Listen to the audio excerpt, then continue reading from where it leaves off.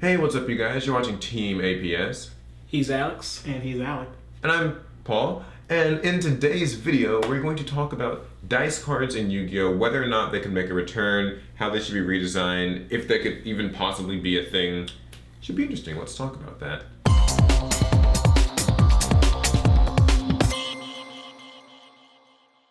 So dice cards, you know, they're in dice in general have been in every card game that's ever really existed. It's just a mechanic that's in all of them, and we have them too. Snipe Hunter, Dice Collapse, and many other cards have these little quirky, to say the least, effects. Yeah, roll a six-sided die, and you know, if you roll these numbers, you get some good effects. You roll these numbers, you get like some bad effects. Every other number, you cut your head off. So they've existed in Yu-Gi-Oh!, right? Oh yeah, for sure. But what would you say are the weaknesses? Well, or at least one of them, you know. Okay, a pretty clear weakness is I mean, there's no cohesiveness. Yeah, that's true. You summon one dice monster, and that's all the summoning you're doing that turn. Because regardless of what his effect is, that's it. Yeah, it's not an archetype. What about you? What would you? There's no stratification of the effects. Mm-hmm. So you either have this, you draw a card, and then there's this, oh yeah, you lose your whole hand. Yeah, that's also mine. I agree with that, especially is the whole the risk to return, sort of risk reward, is so skewed against you because, you know, it's like if you roll a 1, you draw a card or two. If you roll a 2 through 5, you discard a card, and then if you roll a 6, you discard your whole hand or blow up your whole field, or you know. And we were before this video doing a little bit of research on some of the existing cards. Obviously, Snipe Hunter is one of the best. You know, I like Snipe. Everyone likes no limit to the amount of times. It's pretty easy to pop. The reward or the risk reward's actually pretty favorable. There are Zork. Yeah, Dark Master Zork is an interesting one. A ritual. Yeah, it's a ritual, and he what's his again? It's like if you roll a 1, 2 or 3 or 5, something like that. You roll a 1, you nuke your opponent's whole board. Yeah, you can nuke your opponent's field. 2 through 5 is just he pops one, and but then the 6, you lose your board, including him, himself. Which that's just horrible. I don't know why. Anyway, Zork's worst enemy was himself. So my whole thing is, you know, we're all right. I think you're right in that they need support. They need to be able to swarm the field. How would you make that better? What would you? More of free summon effects, like speed rate effects.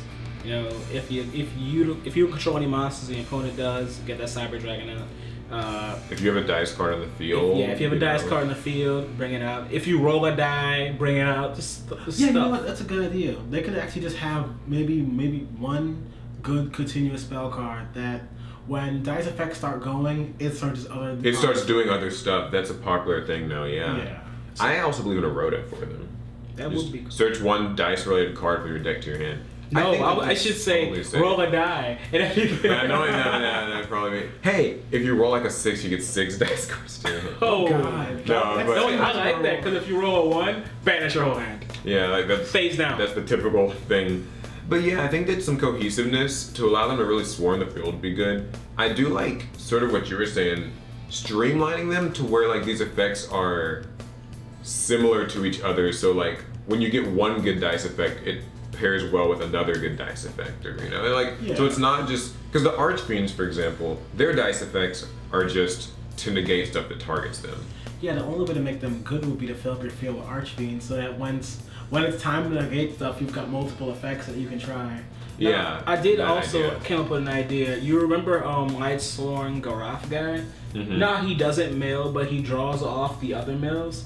Yeah. So what if there were some actual monsters, like dice monsters, and their effects, they don't make you roll, but when you roll while they're on the field, depending on what you roll, you get effects. They get other effects. Yeah, it's like a passive. Yeah, they don't have any bad drawbacks. But if you roll a 6, if you roll a 6 while he's on the field, he has his effect. Roll a 1, that's not bad. Definitely a field spell could be a good way to go too. Just make it a non it doesn't have any downsides. It just at worst won't get you anything type of effect. So odds are it would be Casino.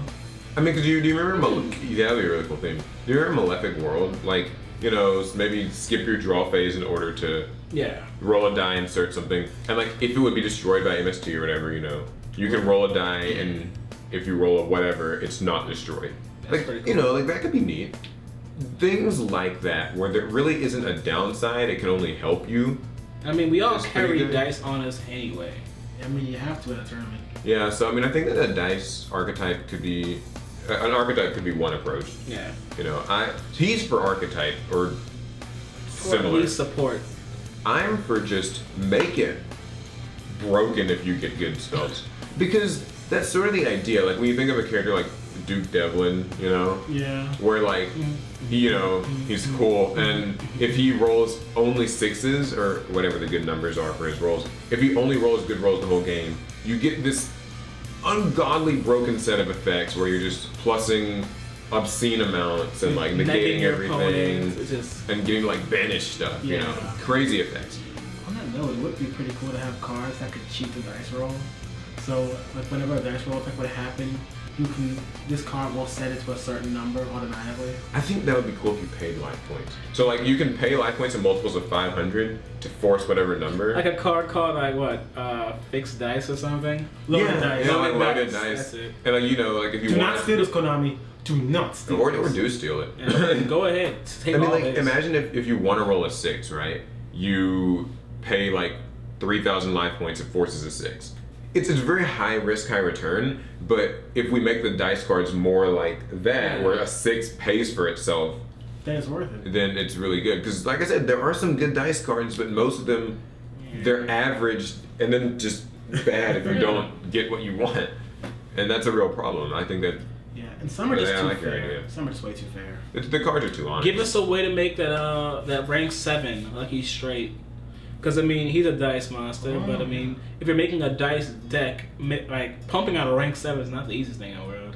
Yeah. So overall, I mean, I would say that dice has potential. It's kind of similar to coin flip, except arguably worse. I mean, even coin flip has their continuous spell that and lets the them retoss. reflip. Yeah, But that's the not read bad. dice roll, that card is even worse. It's a trap, Normal trap. and you can only use it once. And it's like, I mean, give it a graveyard effect at least. Come on, do something for us. yeah, graveyard. That would be effects. cool. Like you can banish out your grave and reroll. Yeah, that could be neat. There's some. They could all have that type of effect, really, because that's a good passive, I'd say.